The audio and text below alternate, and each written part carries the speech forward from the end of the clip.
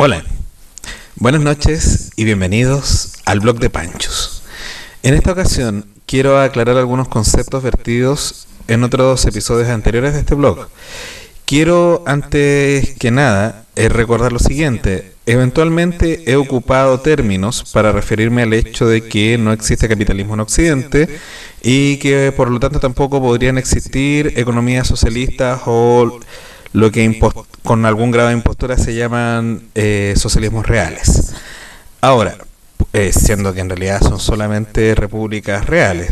Pues bien, yo he hablado de que a nivel occidental existe lo que se denomina la corporatocracia, el así denominado gobierno de las corporaciones, es decir, gobierno de las corporaciones multinacionales, que pervaden el poder que existe dentro del Estado, ya sea a nivel judicial, ejecutivo o legislativo, para tratar de torcer el espíritu de la elección popular o de la voluntad popular en pro de los propios intereses que tienen estas empresas. Por ejemplo, tenemos empresas multinacionales que han logrado que en Chile se instalen mañosamente centrales termoeléctricas. Hemos tenido cambios de uso de suelo de manera bastante sospechosa, y también hemos tenido, en el caso con algún menos impacto, grupos de empresarios de la pesca que han financiado campaña de algún representante popular. Por supuesto, no vaya a pensar mal de eso, es solo por el talento que tiene para el estudio de la pesca.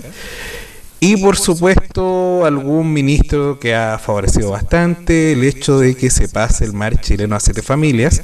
Y por supuesto, al resto de la gente se le habla, para mantenerla más o menos con la tontera, con una cuestión ligera, respecto a la defensa de la soberanía del mar chileno respecto de Bolivia, cuando en realidad nosotros tampoco tenemos mayoritariamente esa capacidad de hacer soberanía económica para nuestros pueblos. Pues bien, la noción de corporatocracia es lo más parecido en castellano a la cuestión de la gran empresa que opera como sociedad anónima de responsabilidad limitada. Es decir, finalmente es muy poca la gente que se puede hacer responsable civil y penalmente respecto de algún daño importante que se haya realizado.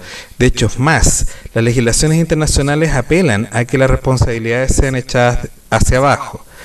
La corporatocracia es un contexto más bien global, es decir, pervade estructuras que operan más allá de cualquier frontera reconocible. Es decir, nosotros tenemos grandes empresas que funcionan en Chile, en Argentina, Bolivia, Brasil, que también operan en Estados Unidos, Nicaragua, España, Italia, etcétera. Pues bien, ese es el contexto global. En el contexto local, esto se entiende de otra manera. En Chile, dado que nuestro estatus, nuestros ingresos se asocian a fenómenos que no controla la población, es decir, que no dependen de su voluntad y de su esfuerzo, como por ejemplo el apellido, la ciudad en la que nace, el territorio, si es territorio o sector acomodado o no acomodado, el que va a determinar sus ingresos. Esto según un estudio de la Facultad de Ingeniería de la Universidad de Chile publicado el año 2004, en el que se establece que efectivamente en Chile gran parte del ingreso no se explica por la voluntad, no se explica por el esfuerzo. Dicho en términos sencillos, generalmente el más tonto de los ricos tiende a ganar más que el más inteligente de los pobres. La carrera es amañada. Es decir, no hay tal cosa como capitalismo, que es el estado que nosotros históricamente concebimos como posterior al capitalismo. En el capitalismo se supone que nosotros tenemos competencia. En Chile no la tenemos. En el capitalismo, Adam Smith define que educación es una cuestión que no debe ser obtenida en el mercado porque en términos de defensa es estratégico. Es decir, no nos podemos dar el lujo de tener población que no está formada para la defensa y aún más para desarrollar todos los elementos que por formación o lo que hoy día llamamos I+D pueda contribuir a la grandeza de nuestra nación. Es decir, nosotros no tenemos propiamente una cosa tal como el capitalismo, tampoco somos neoliberales. En realidad, esta es una cuestión que se genera entre una casta muy reducida respecto a un pueblo llano bastante mayor y un espacio intermedio cada vez más reducido de personas que juegan a que el sistema funcione y que tienen alguna garantía de este sistema. Es decir, nosotros al no ser un Estado moderno que se base en una consecuencia a partir de una toma de decisiones racional del individuo, lo que tenemos es el estado anterior al capitalismo. Pues bien, hay gente que postula que nosotros lo que tenemos es un neocapitalismo un neofeudalismo con un tecnofascismo. Es decir, gente que está entrenada para tomar decisiones sin escuchar lo que comúnmente denominamos la voz del pueblo. Es decir, tenemos una serie de personas que toman decisiones como si en realidad supiese lo que la gente de a pie necesita o requiere. Por tanto, no existe tal cosa en Chile o en muchos lugares de Occidente como izquierdas o derechas, cosa que surge en la época moderna. Lo que nosotros tenemos es una cuestión aún más limitada. Lo que nosotros tenemos son grupos que en realidad representan a una élite de personas que profita del sistema y que nos dice: niños, este es capitalismo. ¿Quiere el sabor buena onda inclusivo o quiere el sabor competitivo del sistema que funciona? Pero en realidad es un espejismo, porque no existe en realidad. Las tasas de movilidad respecto de un centil o de un decil a otro en las sociedades como la americana y la chilena es inferior al 1%. Por tanto, buena parte de la historia que nos cuentan, basada en el esfuerzo o en la formación del capital humano, es más bien falsa. Como diría Arturo Prat, la contienda es desigual, pero también la educación es desigual, la salud es desigual, la vivienda es desigual y las pensiones son desiguales.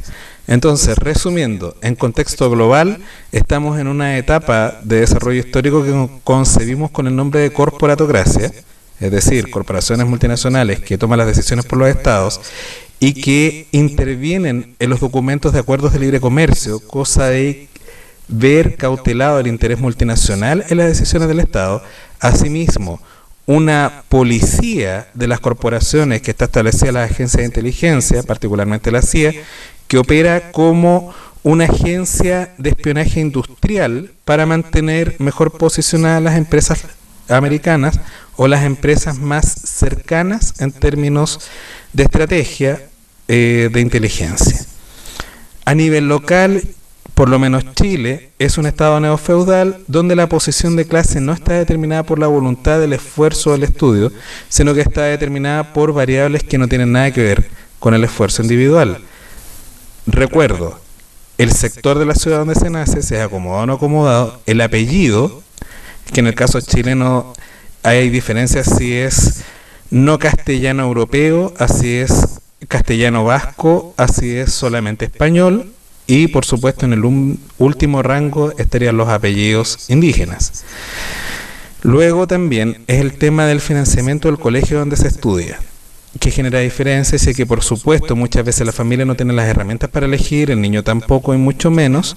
Por tanto, lo que tenemos son pequeños feudos que se organizan, ya sea a nivel de ciudad o a nivel de comuna, donde la educación, por mucho que se disfrace de calidad y que apure a mejorar determinados tipos de contenidos, lo que hace es reproducir lo que existe, dado que también el sistema vocacional de formación de profesores a estos sectores va destinando a aquellos profesores que tienen menos capital cultural y menos garantías de rendir eficientemente una clase. Por tanto, se mantiene un sistema que ya no es de clase, sino que es más parecido al de estrato feudal medieval. Eso es, la teoría de las corporaciones como gobernantes a nivel global que pervaden decisiones, aunque parezca increíble a pesar de que se ocupa la última quincena, viene en realidad del discurso ante las Naciones Unidas que entrega el expresidente Salvador Allende, cuando dice que estamos ante un verdadero conflicto frontal entre las grandes corporaciones y los estados. Estos aparecen interferidos en sus decisiones fundamentales, políticas, económicas y militares, por organizaciones globales que no dependen de ningún estado y que en la suma de sus actividades no responden ni están fiscalizadas por ningún parlamento, por ninguna institución representativa del interés colectivo. En una sola palabra, es toda la estructura política del mundo la que está siendo socavada. Es decir, un grupo de empresarios más bien pequeño toma decisiones por por miles de millones de personas. ¿Cómo olvidar la anterior alerta de gripe aviar establecida por personas desde la Organización Mundial de la Salud, pero que históricamente recibían sueldos de laboratorios? Y luego continúa, pero las grandes empresas transnacionales no solo atentan contra los intereses genuinos de los países en desarrollo, sino que su acción avasalladora e incontrolada se da también en los países industrializados donde se asientan. Ello ha sido denunciado en los últimos tiempos en Europa y Estados Unidos, lo que ha originado una investigación del propio Senado americano. Ante el peligro, los pueblos desarrollados no están más seguros que los subdesarrollados. Es un fenómeno que ya ha provocado la creciente movilización de los trabajadores organizados, incluyendo las grandes entidades sindicales que existen en el mundo.